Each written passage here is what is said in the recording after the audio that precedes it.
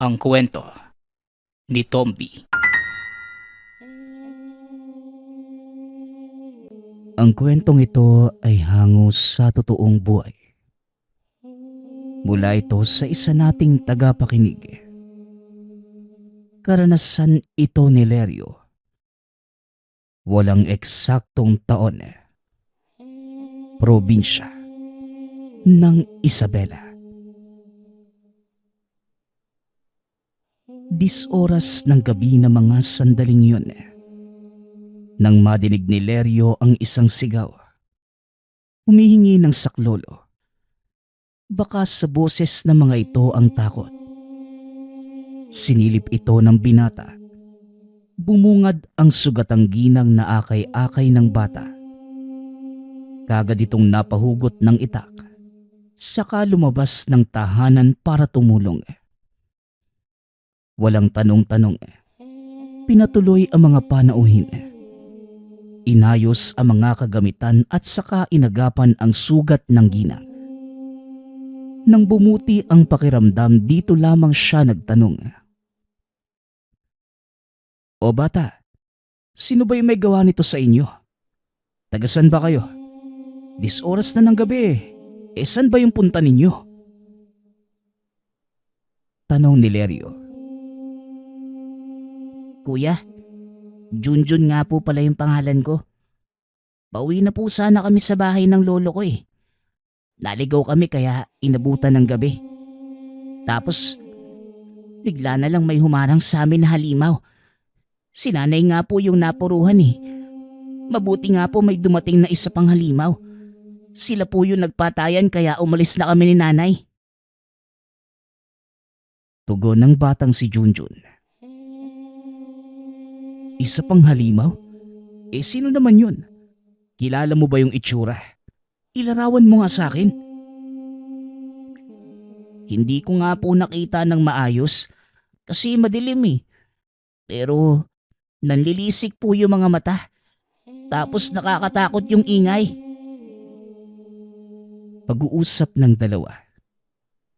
Binigyan na mahihigaan ni Lerio ang bata upang makapagpahinga. Mahimbing ang naging tulog ng kasamang ginang pagkatapos malapatan ng gamot.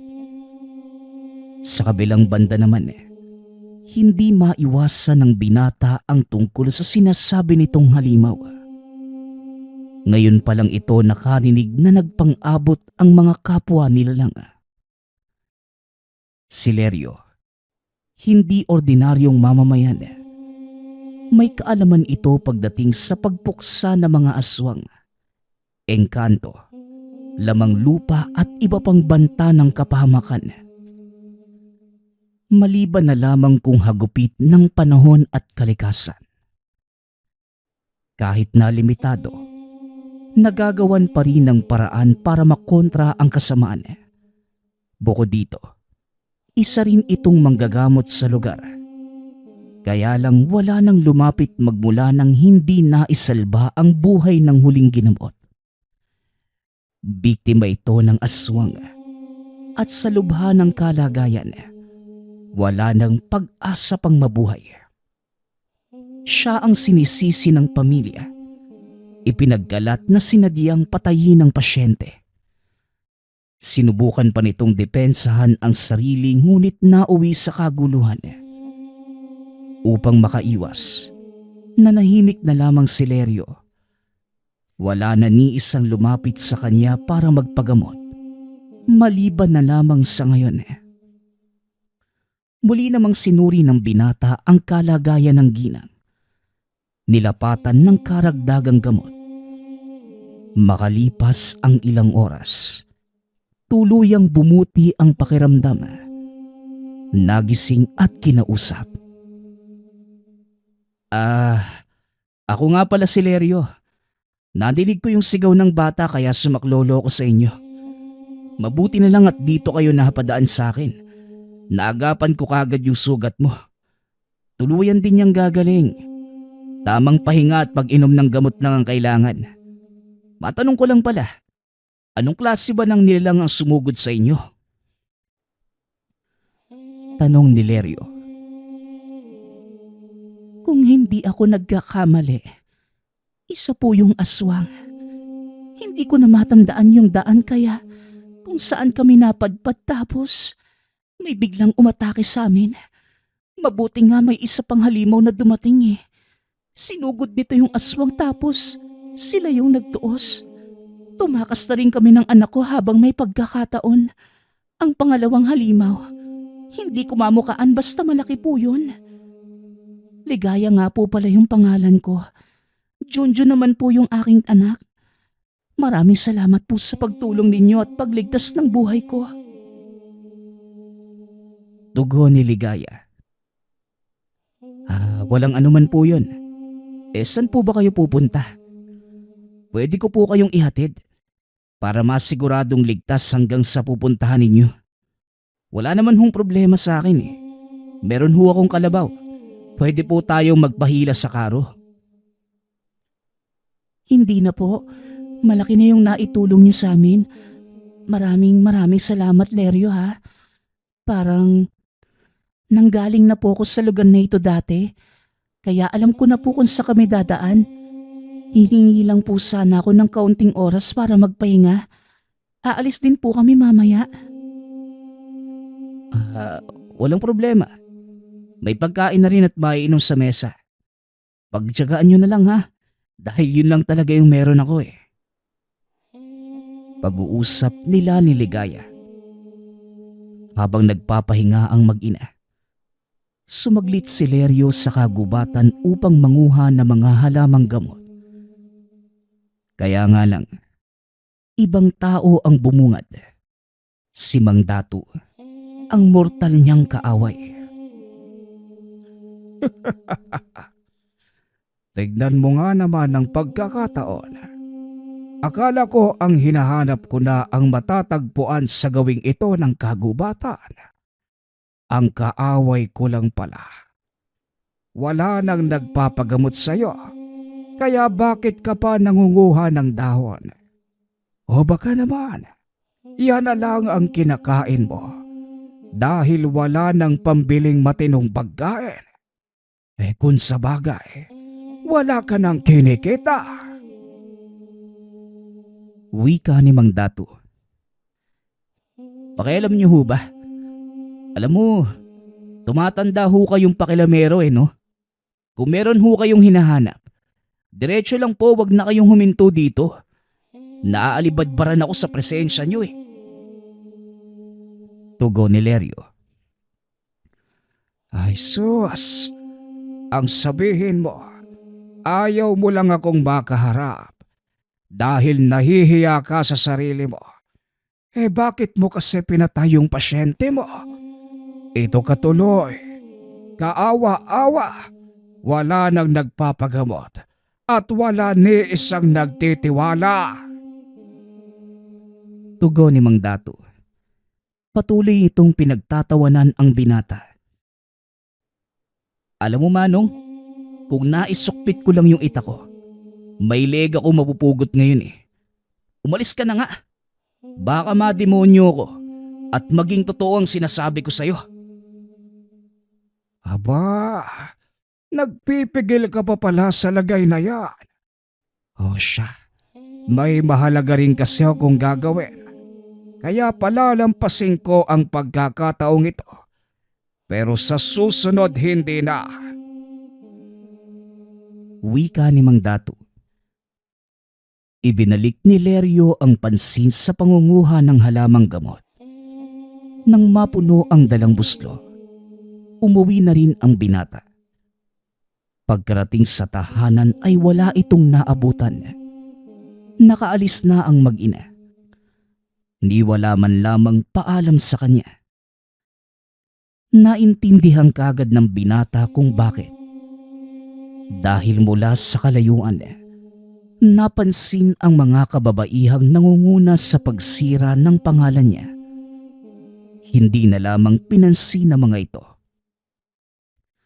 Pagsapit ng hapon, nagulat si Lerio nang bumalik ang batang si Junjun. May dala itong pasalubong sa kanya. Iba't ibang uri ng prutas. Pinagsaluhan nila ang mga ito. Hindi naman nagpapigil ang binata at napatanong sa inasta ni Junjun.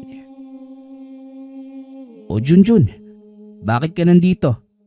Akala ko ba nakaalis na kayo ng nanay mo? May naiwang ka bang gamit dito? Tanong ni Lerio. Kuya, ang sabi kasi ni mama, baka mapakinabangan mo yung gamit na ito. Kaya pinahatid niya sa akin. Si papa yung gumamit niya noon. Pero dahil wala na siya, sa inyo na lang daw po. Ang sabi rin ni mama, mag-ingat po kayo kasi lapitin ng halimaw yung bagay na yan. Napatitig si Lerio sa inabot na kwintas ng bata. Kilala niya ang palawit na ito. Isang mutya ng luya. Bihira lamang magkaroon ng ganitong mutya. Hindi niya maintindihan kung bakit ito ipinagkaloob ng bata sa kanya. Uy, sandali Junjun. Kanino ba talaga galing yung bagay na to? Paano ka nagkaroon ng ganito? Sino ka ba talaga? Kayo ng mama mo?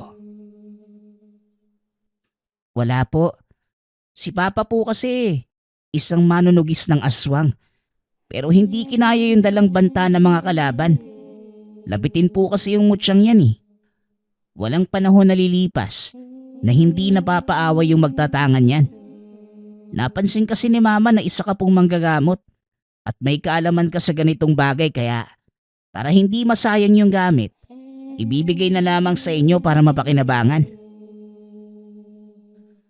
Tugon ni Junjun. Napakamot sa ulo si Lerio. Naguguluhan dahil nais itong ibigay sa kanya.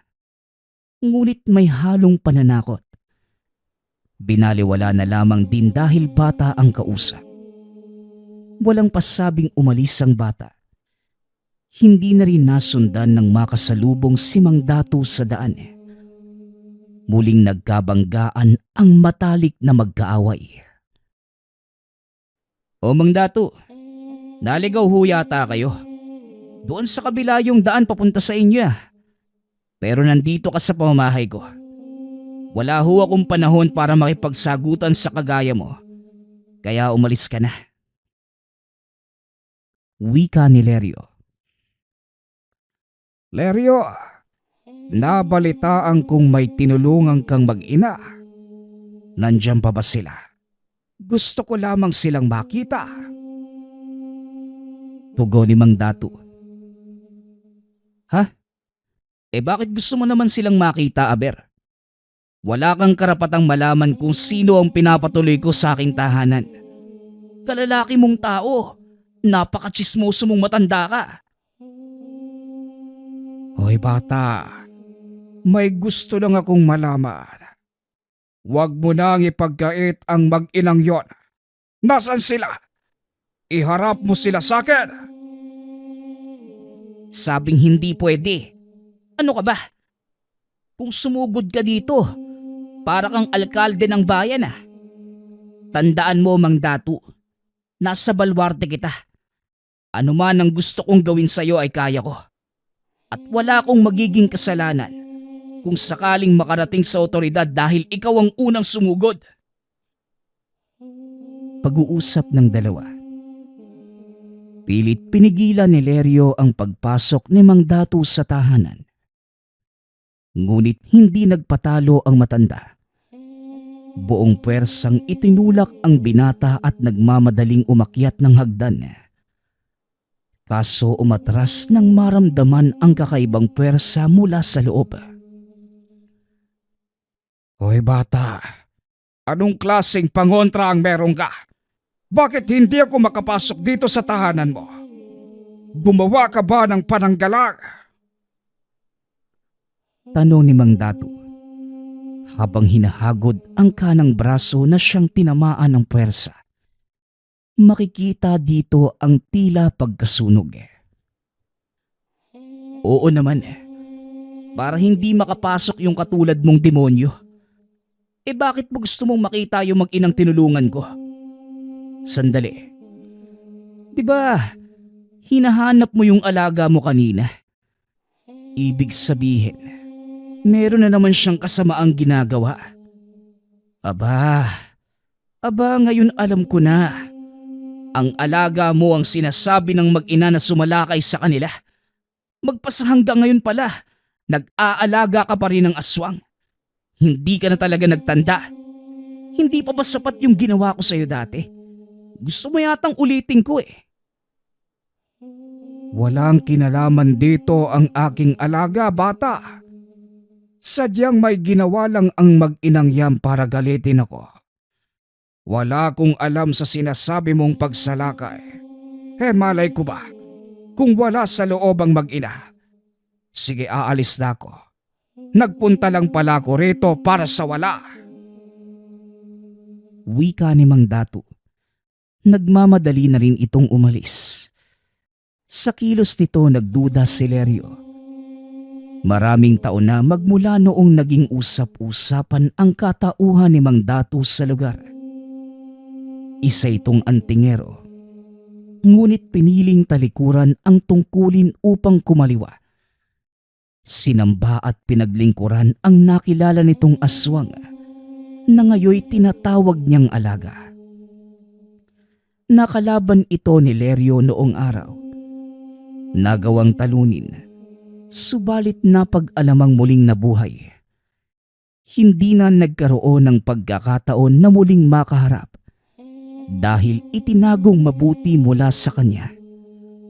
At isa pa, naging balakid din ang bali-balita kay Lerio na naging dahilan upang maging limitado ang kilos sa lugar.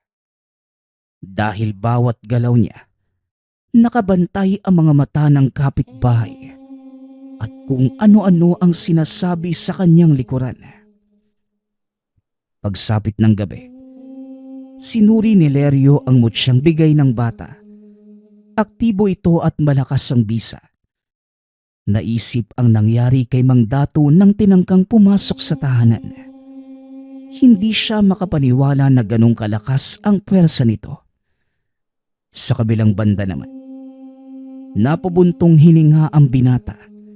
Hindi kayang tanggapin ang ganitong klase ng gamit. Malaki ang respeto kapag ito ang pag-uusapan. Subalit ang basta na lamang tumanggap ay wala sa kanyang isipan. Teka, ano bang gagawin ko? Hindi pwedeng tanggihan yung anumang biyayang darating. Pero ang pagkalooban ng tanga na walang malinaw na detalye kung saan nagmula, mahihirapan akong tanggapin. Pasensya ka na pero itatago na lang muna kita, Mutya. Sana bumalik si Junjun o kaya yung nanay niyang si Ligaya para magkausap kami ng maayos tungkol sa'yo. Pagmumuni-muni ni Lerio, maayos itong inilagay sa kahon ng binata. Ibinalot pa ng pulang tela upang masigurado. Nang sandaling tinalikuran para magpunta sa kabilang kwarto, biglang nahulog ang kahon. Lumabas ang Mutya. Dali-dali niya itong pinulot at naramdaman ang presensya ng aswang. Ilang sandali pa, may kung sinong bumangga sa pinto. Nawasak ito at maraming bakas ng kalmot sa iba't ibang bahagi ng dingding. Ito na ba yung sinasabi ni Junjun? Nalapitin ng aswang ang Mutya. Mapapalaban yata ako nang wala sa oras Masusubok ako nito. Wika ni Lerio. Nakiramdam ang binata sa paligid. Lumabas ng tahanan. Nagbitbit ng patalim at sulo. Nilibot ang bakuran maging ang likuran. Ngunit bakas na lamang ang naabutan. Mga kalmot sa dingding maging sa lupa. Dumiretso na rin ang tingin nang mapansin ang papalapit na figura ng tao.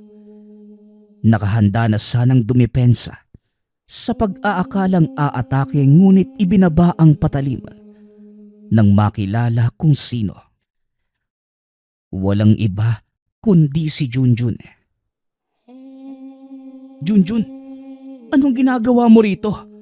Halika nga, may aswang sa paligid. Ito talagang batang to, oo. Wika ni Lerio. Dinala niya sa loob ng tahanan ang bata. Nang masiguradong wala ng banta ng nilalang, binalingan ito ng pansin. Sa pagkakataong yun, napag-alaman niya na hindi pangkaraniwang bata si Junjun. Pinakiramdaman niyang mabuti. Unti-unting napansin ang inilalabas na kakaibang lakas mula mismo sa katawan. Junjun, sabihin mo nga sa akin, sino ka ba talaga? Ang enerhiyang nararamdaman ko sa'yo, hindi kayang taglayin ng ordinaryong bata. Anong klase ng tao ka ba talaga? Tumitig sa kanya ang bata. Hinawakan siya sa kamay. Sa puntong ito mas lalong naramdaman ang puwersang taglay. Mas malakas pa kesa sa napansing kanina. Sa pagkakataong ito, nag-iba ang itsura ni Junjun sa kanyang paningin. Ang totoo niyan, kuya. Ang totoo niyan, kuya, hindi talaga ako simpleng bata. Balat kuyo ko lang yung katauhang ito. At si Nanay Ligaya naman, siya yung kakambal ko. Sa katunayan, naghahanap lang kami ng pagsisilbihan. Taong tapat sa tungkuling ginagampanan. Matapang, walang inaatras ang banta ng kahit na anong nilalang. Matagal na kitang pinagmamatyagan at nang makatsyempo ako, lumapit kami sa'yo. Pero yung kwentong sinabi ko sa'yo na nangyari sa amin ng kambal ko, totoo yun. Hindi nga lang sa amin nangyari. May nakita talaga kaming mag-ina. Inatake ng nilalang yung nanay. Naging malubha yung tama eh. Habang yung anak naman niya, ayun, umiiyak sa tabi ng bangkay ng nanay niya. Hanggang sa parehas na silang binawian ng buhay. Kaya pasensya na, Lerio. Wala kaming karapatang manghelam sa problema ng mga tao. Pero pwede kaming tumulong sa pamamagitan ng paggabay sa'yo. Wika ng duwendeng si Junjun. Napakunot ang noo ni Lerio. Hindi niya lubos maintindihan ang tunay na pagkatao ni Junjun. Halos hindi ito makapaniwala sa mga nadinig. Wala rin itong ibang maisip kundi si Mang Dato. Dahil ito lamang ang kilalang posibleng may kinalaman sa aswang. Sandali nga. Ipaliwanag mo nga mabuti. Bakit kayo nagpapanggap na ligaya? Sinusubok mo ba ako? Hindi naman na siguro lingid sa kaalaman mo yon, Lerio. Isa akong puting duwende. Minsan mapaglaro. Pero tama ka sa isang bagay. Sinusubok kita. Kagaya rin ng aking inaasahan. Hindi ka pumipili ng tutulungan. Walang pagdadalawang isip na sumaklolo kahit hindi mo alam kung ano yung nangyayari.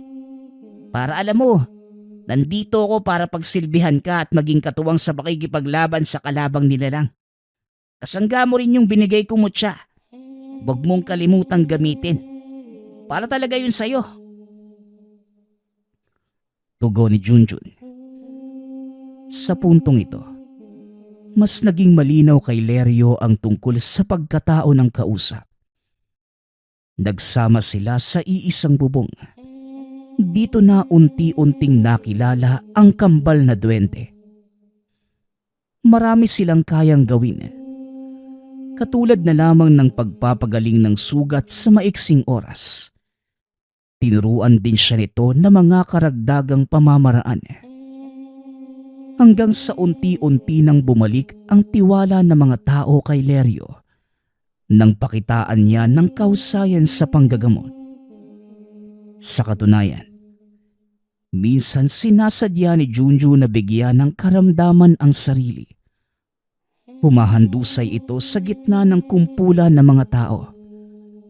Lingid ito sa kaalaman ng manggagamot. Kagad sumasaklolo at inaagapan.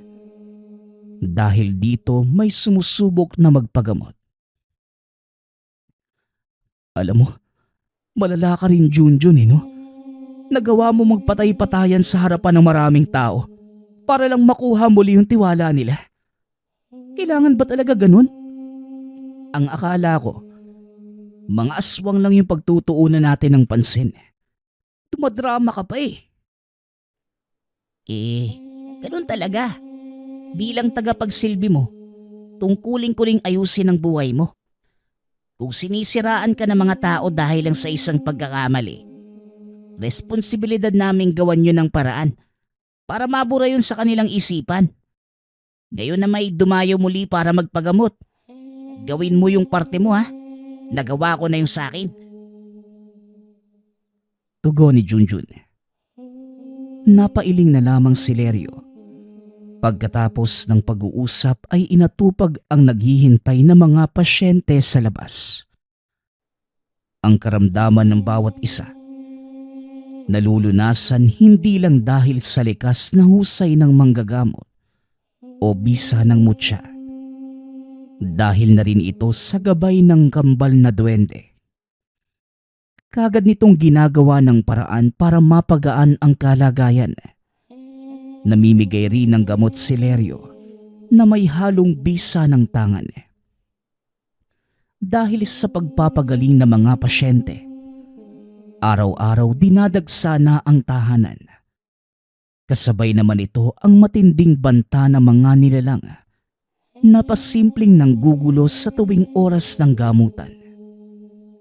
Minsan nakakalusot ang mga ito, nagagawang sumapi sa katawan ng pasyente. Kung hindi lamang mabusisi sa pagsuri si Lerio, hindi na ito mapapansin. Junjun, mukhang delikado yung lagay ng panggagamot natin ngayon. Magmula nang ginamit natin yung mutya, hindi lang aswang yung nagpaparamdam sa atin. Pati masasamang engkanto ng gugulo na rin eh. Wala ka bang mabisang paraan para maitabo yung mga yun? Nangangamba ako. Baka makahanap ng tiyempo yung mga yun at hindi natin mamalayan. Kawawa naman yung pasyenteng sasapian. Katangian niya ng mutya. Hinihila nito palapit yung mga nilalang. Wag mo nang alalahanin yung mga engkantong yun. Ako na ang bahala. Ituon mo lang yung pansin mo sa mga pasyente. Teka, wala ka bang napapansin? May naaamoy akong kalaban eh.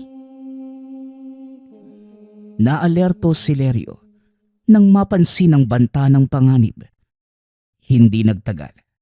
Isang pasyente ang bumungad sa pintuan. Sugatan at nanghihina. Tinulungan ito ni Lerio at ginamot. Samantalang ang kambal na puting duwende naman, lumabas ng tahanan upang sundan ang amoy ng aswang. Habang inaagapan ang sugatang pasyente, unti-unting napansin ni Lerio ang mabigat na presensya sa paligid. Pinakiramdaman itong maigi hanggang sa natukoy kung saan ang gagaling. Sa mismong taong ginagamot. Dahil nakapikit ito, dahan-dahang kinuha ang tangan at patalim. Nang tangkang babalikan, nagmulat at mahigpit na pinigilan ang mga kamay. Sino ka? Bakit ka sumapi sa katawan ng taong to? Magpakilala ka. Idiniin ni Lerio ang hawak na patalim. Hindi naman balak na patayin ang tao. Gusto lamang pagsalitain ang elementong sumapi. Subalit kabaliktaran ang nangyari. Nanlaban pa ito. Naging maingat naman ang manggagamot. Hindi lumaban upang maiwasang mapinsala ang katawan ng taong sinapian. Nang makatsyempo, nagawang itali sa upuan. O ikaw, huwag mong hintayin na puruhan kita bago mo lubayan ang katawan ng taong yan. Hindi ako nagbibigay ng awas sa mga katulad mo. Banta ni Lerio. Tinutukan ng pangontra ng binata ang elementong sumapi. Kagad itong kumalas sa katawan bago pa tuluyang mapuruhan. Nanghina ang pasyente at tuluyang nawala ng malay. Paglipas naman ng ilang sandali, nakita nito si Junjun. Sugatan ang kamay. Kumusta? Anong nangyari? Matagal kang nawala ah. Kumusta yung lakad mo? Sigurado namang natalo mo yung nilalang ano? Oo naman. Ako pa. Ang pasyenteng ito, inatake ng 2 nilalang. Unang sinalakay ng aswang kaya nagkaroon ng sugat. Sinamantala naman ng nakaabang na engkanto. Sumalib at sinubukan kang saktan. Mabuti nagawan mo ng paraan. Tugon ni Junjun. Hindi na nagulat si Lerio kung paano nalaman. Isa ito sa kakayahan ng kambal na duwende. Sinuri nito ang katawan ng pasyente. Binigyan ng karagdagang gamot gamit ang sariling lakas. Napalis ko na yung sapi, pero hindi napuruhan yung elemento eh. Kaagad kumalas nang mapansing tutuluyan ko na siya. Ikaw ba? Magkwento ka nga sa nangyari. Muli kong nakasagupa yung aswang na siyang alaga ng mortal na kaaway mo, si Mang Datu. Hindi ko lang maintindihan kung bakit nabubuhay pa ito hanggang ngayon. Napuruhan ko na yun dati. Sa tingin ko, nakakabit sa isang bagay yung buhay nito. Kung matutunto natin yung puno, doon lang matitigil yung paghasik niya. Ikaw, Lerio, wala ka bang balak kumprontahin si Mang Datu? Kung walang kikilos, patuloy lang sa pambibiktima ang nilalang. Pagsasalaysay ni Junjun. Habang yung kambal naman ito, hindi nagsasalita. Tumatango lamang sa lahat ng kanyang sasabihin. Nagtataka nga rin ako eh. Nakalaban ko na dati yung aswang na yan. Nabalitaan kong nabuhay ulit. Hindi lang nagkaroon ng pagkakataon na makasagupa ko kasi naging mas maingat yata eh. Parang iniiwasan ako makaengkwentro. Sigurado ba kayo na alaga ni Datu yung nakaharap nyo? Hindi ako pwedeng magkamali, Lerio. Nakikilala ko yung nakaharap naming aswang at kung sino yung taong pinagsisilbihan nito. Sinabihan na kita dati tungkol dito. Hindi lang natin mapagtuunan ng pansin. Naging abala sa panggagamot eh. Ngayon, tamang oras na para ito naman yung harapin natin. Nasa iyo pa rin ang pagpapasya. Hindi kita pwedeng pangunahan. Wika ni Junjun. Napabuntong hininga si Lerio. Kamuntikan nang makalimutan ang tungkol kay Mang Datu at sa alaga nitong nilalang. Hindi na pala kailangan puntahan sa kanila eh. Siya na mismo yung lumapit sa atin, oh. Wika ni Junjun.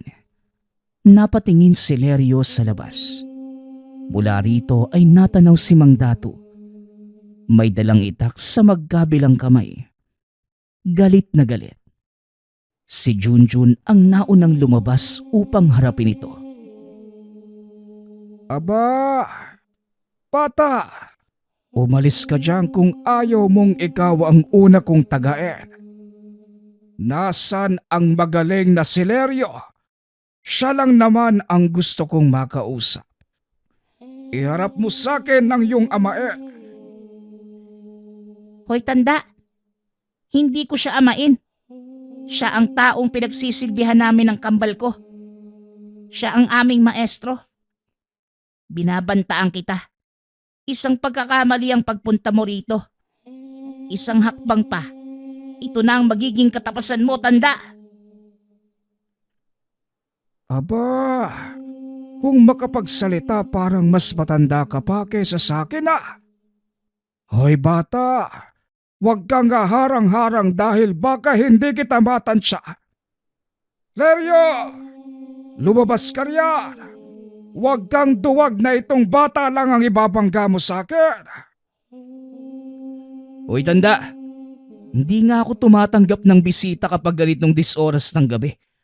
Ano bang pinupunta-punta mo rito? At may dala ka pa talagang itak? Wika ni Lerio. Lumabas na ito ng tahanan para harapin ang matanda. Walang hiya kang hayop ka. Ilang ulit mo nang ginawa sa alaga ko ito. Nasa bahay siya ngayon. Malubha ang sugat. Nandito ako. Gagante para sa kanya. Walang ibang lalapastangan sa alaga ko kung hindi ikaw lang. Dahil tayo lang naman ang magkaaway. Ganun ba? Mas mabuti na rin nandito ka para hindi na ako magpakahirap maglakad papunta sa inyo. Sabihin mo nga sa akin, anong klase ng aswang ang alaga mo? Ilang beses na siyang napuruhan pero hindi pa din namamatay.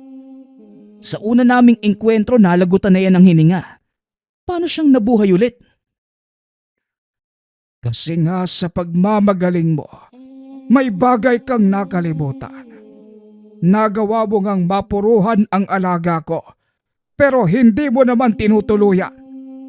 Sa tingin mo ba mapapatay ang isang aswang ng ganong kadali lang? Sandali. Akala ko malawak ang kaalaman mo. Bakit parang tuturuan pa kita sa lagay na ito? Halika nga, lumapit ka rito at magtuos na tayo. Paghamon ni Mang Datu, muling humarang si Junjun. Hindi na nakapagpigil. Ginamita ng puwersa ang matanda dahilan para tumilapon sa unahan. Nakatayo namang kagad at gulat na napatingin sa bata. Wala pala tayong pinagkaiba, Leryo. Nagpalaki ka rin ng isang elemento. Ngayon ko lang nakita ang batang ito. Pero parang pamilyar. Nagkita na ba tayo dati? Hindi pa. Pero ang alaga mo, oo. Ikamusta mo na lang ako sa kanya. Iyon kung mabubuhay pa siya. Tugon ni Junjun. Makalipas ang ilang sandali ay ipinakita ang tunay na itsura. Sumama na rin ang kakambal nitong duwende. Nagbago ang ekspresyon ni Mang Datu. At bakit mo naman nasabi yan? Sandali. Ikaw siguro ang lumapastangan sa alaga ko, ano? Pareho kayo ng amo mo. Mga walang hiya kayo. Mga hayop! Sigaw ng matanda. Dinampot muli ang patalim at saka sumugod. Sa puntong ito, ang kambal na puting duwende ang humaharap sa kanya. Tinatapatan ang bawat pag-atake. Dahil mas malakas, walang kahirap-hirap na bumagsak. Duguan si Mang Datu at nangihina. Mang Datu, hindi mo na ako basta-basta mapapatumba. Oras na rin siguro para mabawasan ang kasamaan sa mundo, no? Mga kaibigan, ako na dyan. Ako ang tatapos sa kanya. Wika ni Leryo. Lumapit ang binata sa kinalalagyan ni Mang Datu. Napatanda muna ng krus bago pinatawan ng parusa ang matanda. Ginamitan niya ito ng kakaibang lason na mula pa sa mundo ng mga elemento. Nagmakaawa pa ang matanda na tigilan na siya. Ngunit hindi na nagtigil ang binata. Dali-dali itong itinarak. Nangisay na lamang dahil sa lason. Hindi nagtagal. Dumagundong ang pag-atungal ng aswang mula sa kung saan. Ilang sandali pa ang lumipas. Lumitaw ang alaga ni Mang Datu sa kabila ng natamong sugat sa katawan. Mabangis pa rin ito. Mabilis at walang tigil sa pagsugod. Muli ditong humarap ang kambal na puting duwende. Sinabayan ng pag-atake. Napuruhan ngunit walang senyales ng kamatayan. Sa puntong ito, nakaisip si Leryo. Hinugot niya ang patalim at saka sinaksak si Mang Datu. Ilang sandali pa, unti-unting nalagutan ng hininga. Kasabay nito ay ang dahan-dahang pagbagsak ng nilalang. Sa pamamaraang ito, napagtanto ni Leryo na magkarugtong ang buhay ng dalawa at si Mang Datu ang puno.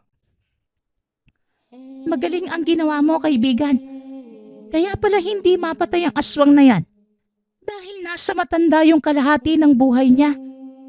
Ngayon na tinuluyan mo na ito, nalagutan na rin siya ng hininga. Hindi naman yun dahil sa akin eh. Ang mutya ang nagbigay ng senyales. Ginawa ko lang yung parte ko. Mahusay rin yung ginawa nyo ha. Wala kayong inaatrasan. Kahit anong nilalang yung kaharap nyo. Hindi naman kami magiging matapang kung isang duwag ang nilapitan namin. Matapang ka kaya naging matapang rin kami. Sinasalamin lang namin yung ipinapakitang kilos at ugali ng tinuturing kong maestro. Paano ba namang hindi magiging matapang? May katuwang na ako eh. Saka wag mo kong tawaging maestro. Dahil kung tutuusin, ikaw pa nga itong maraming naituro sa akin eh. Tumatanggap lang ako ng aral at gabay mula sa inyo. Tugon ni Lerio. Matapos ang insidenteng yon, nabawasan ang kalbaryo ng binata. Paminsan-minsan na lamang ang pasyenteng lumalapit na may kasong pambibiktima ng aswang. Madalas ang ordinaryong karamdaman na sinasabayan ng banta ng mga engkanto. Sa kabila nito, hindi hinayaang manaig ang puwersa ng kadiliman. Sa paglipas ng panahon, humantong din sa puntong na maalam ang kambal na puting duwende. Kinakailangan na nilang bumalik sa pinanggalingan dahil pansamantala lamang ang pananatili sa mundo ng mga tao. Nauunawaan naman ito ni Lerio dahil kung tutuusin, hindi naman sila tao. Isa silang elemento. Iniwanan sa kanya ang mutya na iningatan at ginamit naman sa kabutihan. Sa tulong nito, marami ang napapagaling mula sa iba't ibang karamdaman at higit sa lahat, natatapatan ang hagupit na hatid ng masamang nilalang. Ngunit kahit wala na ang gabay ng kambal na puting duwende, inaalala pa rin niya ang mga ito sa pamamagitan ng pag-aalay sa napiling petsa at oras. Ipinagdiriwang niya ito taon-taon. Itinuring din ito ng binatang paraan upang magpasalamat sa biyayang ipinagkaloob. Ang susunod nating kwento ay mula sa isa nating tagapakinig. Taong 1973. Probinsya ng Masbate. Alas 5 pa lamang na madaling araw ay naghahanda na si Sting. Dadalo ito sa isang binyagan. Isa siya sa kinuhang tatayo bilang pangalawang magulang ng bata. Dahil dito, labis ang pagkasabik niya dahil ito ang unang pagkakataong maimbitahan sa isang binyag. Alas 6 ng umaga na mag-umpisa ang pari sa seremonya. Dahil ito lang naman ang nag-iisang ganap noong araw na yon. Halos 2 oras silang nanatili sa simbahan para makinig sa payo ng pari sa mga paraan ng tamang pagpapalaki sa bata. Bago pa man makalis ang grupo, kumuha muna ang mga ito ng litrato. Sa pag-uwi naman, naging masaya si Sting dahil napakadami ng handang inihain sa tahanan ng bininyagan. Bago pa man magtanghali ay nakauwi na rin ito. Kagaya ng normal na ikot ng buhay. Tuwing hapon ay abala si Sting sa paglalabada. Ang tanging kasama na lamang ni Sting ay ang ina. Dahil matanda na ito, hindi na inaabala pa na magtrabaho at siya na lamang ang kumukuha ng mga labada sa kapitbahay. Ito na ang nagsisilbing hanap buhay ng mag-ina. Si Sting bilang nag-iisang anak, kinakaya na lamang ang lahat para mabigyan ng maginhawang buhay ang ina. Sa ganitong paraan umiikot ang buhay ng dalaga. 1 linggo makalipas ang dinaluhang binyag, bigla na lamang pinatawag ito ng ina ng bata dahil may gusto itong sabihin. Pagkarating naman ni Sting sa tahanan, kaagad niyang nakita ang malalibro na naglalaman ng larawan. Tuwang-tuwa naman ang dalaga kaya nagmamadali itong binuklat. Ngunit gano'n na lamang ang pagkabigla nang may maglagay sa mukha niya ng itim na tela. Aling Marta, ano pong ginagawa niyo? Bakit niyo po ako sinukluban ng tela? Tumugo naman ang ale na wag munang lilingon ng ilang segundo. Dahil dito ay hindi na nagsalita pa ang dalaga. Matapos lamang ang ilang sandali, inalis na ng matanda ang nakasuklob. Tumabi at kinuha ang mga larawang hawak ni Sting. Nakikita mo ba ang larawang ito, iha? Wala kang ulo. Kaya kita pinapunta para maagapan natin yung nakaabang nakapahamakan sa'yo. Ayon sa sabi-sabi ng matatanda, tuwing walang ulo sa larawan, ang tanging ibig sabihin lamang ay may nakaabang nakapahamakan. Mag-iingat kay Sting. Hanggat maaari, huwag ka munang lalabas ng tahanan niyo. Mabuti na ang mag-ingat kaysa magsisi tayo sa huli.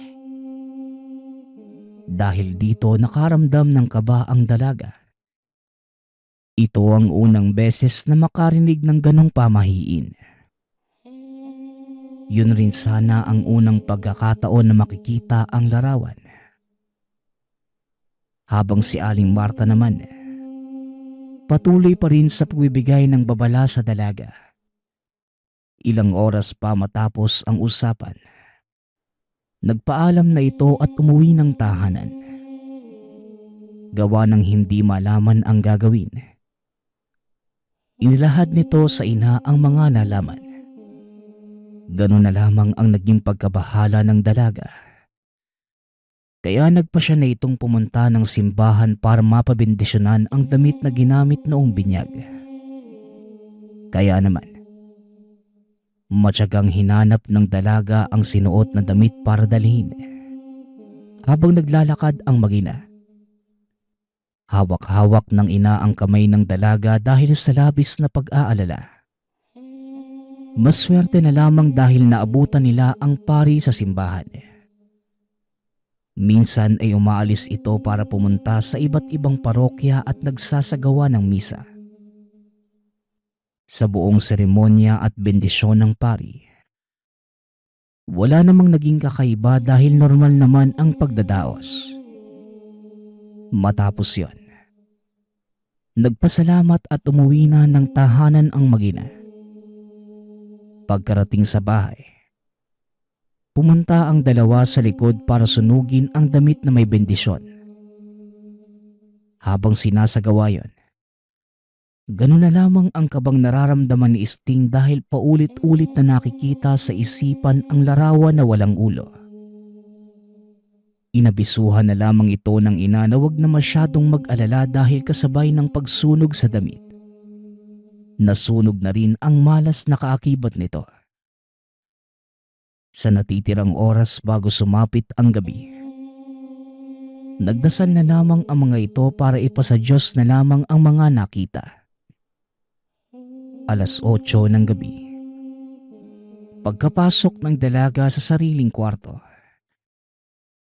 napansin niya ang isang rosaryo na gawa sa kahoy. Napakunot na lamang ang noo ni Sting dahil hindi niya alam kung ano ang ginagawa ng rosaryo. At ni isang beses ay hindi pa siya nagkakaroon ng ganitong gamit. Matapos matitigan, itinabi na lamang ito at hindi na ninais pang pagtuunan ng pansin. Nahiga na lamang si Sting at ilang minuto pa ay kagading nakatulog. 2:00 na madaling araw, nagising ang dalaga sa hindi malamang dahilan. Kasabay nun, nakaramdam din ito ng alinsangan kaya binuksan niya ang bintana. Nang akmang pabalik na sana ng higaan, bigla na lamang tumayo ang mga balahibo nang makita ang isang napakatangkad na lalaki. Kulay itim ang buong katawan. May mapupulang mga mata at higit sa lahat, agaw pansin ang nakausli na dalawang maliit na sungay. Gustuhin mang sumigaw ng dalaga ay walang boses na lumalabas sa bibig. Dahil sa sobrang takot, hindi na nakagalaw pa sa kinatatayuan ang dalaga. Dahan-dahang lumalapit ang nilalang habang nakatitig sa kanya. Itinuro nito ang noo ng dalaga at bigla na lamang natumba si Sting dahil sa puwersang naramdaman. Matapos yon, tumakbo na papalabas ang nilalang. Dumaan ito sa nakabukas na bintana habang si Sting naman kumaripas ng takbo sa kwarto ng ina. Pilit nitong siniksik ang sarili para kahit papano mapawi ang takot na nararamdaman. Hindi na rin ito ginising pa ang ina at sa magdamag ay hindi na nakatulog. Pagsapit ng alas 5 ng umaga, bumangon na ang ina samantalang si Sting naman nanatili lamang sa higaan dahil masama ang pakiramdam. Makailang oras lang ay matinding pagkahilo na ang naramdaman. Nang akmang tatayo na sana para kumuha ng herbal na gamot, napasigaw na lamang ito nang makita muli ang nilalang na dumalaw kagabi. Nakatayo lamang ito sa harapan habang nakangisi. Dahil sa likas na malakas ang boses ni Sting, nagmamadaling tumakbo ang ina papalapit dito. Nang tanungin kung ano ang nangyayari, patuloy lang ang pagturo ng dalaga sa nilalang ngunit ayon sa ina, wala naman itong kahit anong makita. Walang humpay sa kakasigaw si Sting dahil patuloy sa pagngisi ang nilalang. Kahit pumikit, hindi na nawawala sa isipan ang itsura ng nilalang. Hinila na ito ng ina papalabas ng kwarto para ilayo sa nakikita. Magmula nung makalabas, ilang minuto rin ang lumipas bago tuluyang kumalma ang dalaga. Dito ay dahan-dahang nilahad ni Sting ang mga nasilayan. Gawa ng naniniwala naman ang ina sa mga pangkalikasang nilalang. Nagwika ito na baka yon ang may gawa ng masamang pakiramdam ng dalaga. Dahil sa sitwasyon, dinala si Sting sa isang albularyo para mabigyan ng pangontra sa nasabing nilalang. Pagkarating sa tahanan ng manggagamot, napailing na lamang ito nang hawakan ang palad ng dalaga. "Nahawakan mo ba, iha, ang rosaryo sa higaan mo?" Napatango naman ang dalaga. Nagwika ang manggagamot na kinakailangan itong mailibing. Dahil kung hindi, mangyayari ang kanilang kinakatakutan. Nang mga panahong yun ay nasa katawan na ng dalaga ang sumpa. Dagdag pa ng manggagamot, tuwing may binibinyagan ay may kinukuha ring kapalit ang mga aswang. Isa sa pinaniniwalaan sa lugar, sa kada likod ng simbahan ay may angka ng mga aswang. Ito ang may gawa kung bakit nawawala ang ibang ulo sa litrato. Ang rosaryo namang natagpuan sa gamit ng biktima ay isang panlilinlang. Ito ay paraan para maamoy ang biktima at mabantayan hanggang sa tuluyang makuha. Dahil dito, nagbadali na ang tatlo pauwi ng tahanan. Nang makuha ang rosaryo, dumiretso na ang mga ito sa likod ng simbahan. Dito nagukay ang manggagamot. Inilagay ang rosaryo at kasabay nito, may kung anong langis din na pinatak. Dahilan para makita mismo ni Sting ang totoong anyo ng rosaryo. Galing sa pagiging rosaryo, unti-unti itong naging isang itim na sisiw. Ganun lamang ang naramdamang kilabot sa katawan ng dalaga.